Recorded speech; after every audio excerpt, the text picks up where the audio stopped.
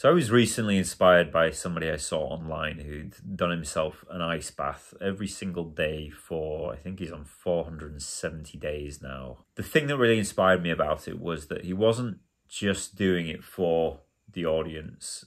He said that he was actually doing it for himself. Like, the whole idea of it was to be able to bring himself out of his own way and have that kind of consistency and that rhythm and that discipline of doing something every single day that he knew that was good for him. That really inspired me to put together this series of videos that I'm going to do right now, 30 Days of Restoration. The idea behind this is that I do these practices every day for myself. It's something that really keeps me on an even keel. It's something that helps me to balance. It helps me to get into the weeds and figure out what's going on below the surface. Because if all of this wiring is not right, if it's not connected, if you're not finding yourself in life in the way that you would like to be, or showing up in a good way, or in the ways that you feel like you know that you can be, then there's something going on. And we very quickly move to judgment in this scenario. And I love this expression, judgment is the shortest distance between 2 points. It's like we fill out this gap. There's a whole world of understanding that we could offer ourselves when we get stuck into these positions. And it's that understanding that can actually act as the connection, which can in itself be transformative. But instead we'll go to judgment and limit ourselves and limit our capacity to find that kind of love and care for ourselves in these very dark places. And so what I wanted to do with 30 Days of Restoration was to help just build a little bit of a consistent practice and let people here in on my practices, the things that I do daily for myself. So I'm going to be showing up and doing tapping videos. I'm going to be showing up and doing little bits of breathwork and somatics, and just combining all of the things that I do like I do in sessions, just to give people a little bit of insight into how they can work with themselves, how they can start to structure their rhythm of practices to be able to help with this kind of self-inquiry, this self-connection, and maintain a connection to yourself when you're really feeling in the dumps, you know, when you're in survival mode, when you feel shut down, low and depressed, or when you feel like anxious and angsty and stressed, or maybe you feel frustrated or angry, or whatever it is that you're experiencing. There is always a way to connect with yourself in that place, and it's the connection that diffuses all of that tension and all of that energy. And it doesn't happen overnight, but gradually over time, as you start to develop this kind of rhythm and consistency of practice, your nervous system will start to tune itself, and you'll start to build these entrainments in your brain that are like, oh, it's safe and okay to feel good. It's safe to feel okay. And typically what happens is if we're acclimatized and accustomed to a particular nervous system state, it doesn't feel safe to change. Our system is wired into that place. That becomes a brain entrainment, that filters down, becomes an embodiment. And pretty soon the embodiment, we start to kind of produce the same chemicals, the same hormones, which affects the quality of our thinking. Thinking cycles back around to create more of the same. And this whole thing gathers momentum, and then it eventually becomes just the personality. It becomes who we are.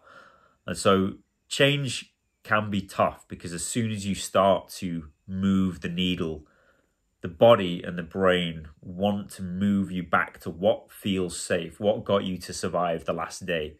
Was it depression? Was it anger? Was it anxiety? Like, whatever the state was, your body wants to keep that state stable, because uncertainty to the brain, to the body, is something that is just not comfortable with at all, because uncertainty could be danger.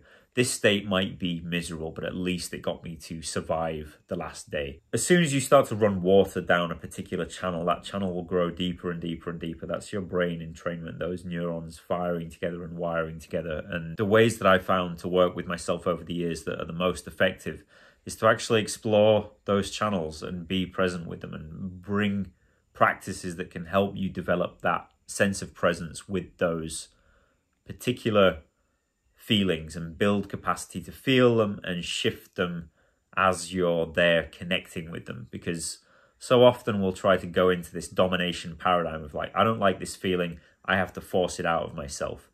And then the feeling fights back. Whatever you push against pushes back.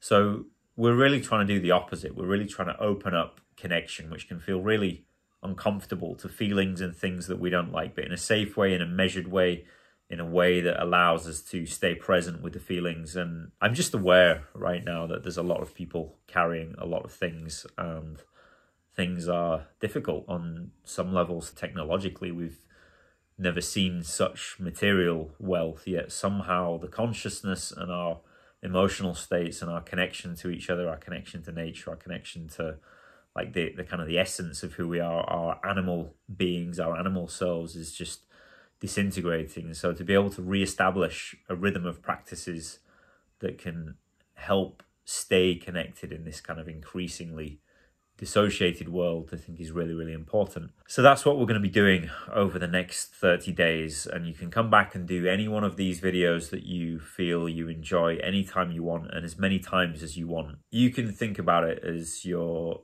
body is like an instrument, or maybe your body's like an orchestra and your brain is kind of like the conductor, and you create these sounds and your sounds create shapes over time, and the muscle memory starts to build into playing the same tune. You know, the thoughts come along, they have a tone, a texture, an emotional tonality, and you play these same thoughts again and again and again, and they create cycles and shapes and things like that, and they start to build you out into who you are as a personality. And so when you start to play a different tune, at first that feels a little bit uncomfortable, but that's what we're looking to do here. We want to play a different tune. And so the more you practice this stuff, the more you will unearth things that might want to kind of separate you from that. But it's really important that we connect to who you are and what's going on inside you, because it's not what you're given, it's what you do with it. How you're able to make space and connect with that, how you're able to expand and relax into that situation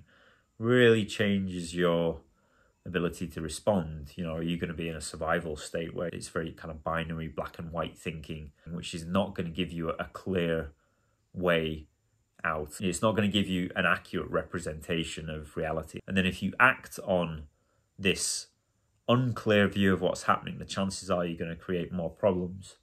And so the more we can help kind of steady ourselves and learn to feel safe and bring that baseline down to a nice, comfortable, relaxed sense of self. Here, I feel like I'm in my body. I feel like I'm in myself. It's safe to be here. It's safe to be me.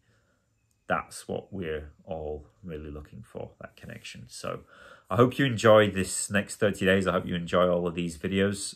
If you have any suggestions, I will be responsive to what's going on with these videos. If you have something that you that is important to you, that you want to do some work on, do suggest it and I will do something. I have already a lot of suggestions from other people, but I really want to follow the flow and see what is relevant to people, what's relevant to me, like my own practice, how I wake up on a morning and what I bring to the table, and then work through that in real time. If it's useful to you, the chances are it's probably going to be useful to someone else as well. So I hope you enjoy this, and I look forward to seeing you in the next videos.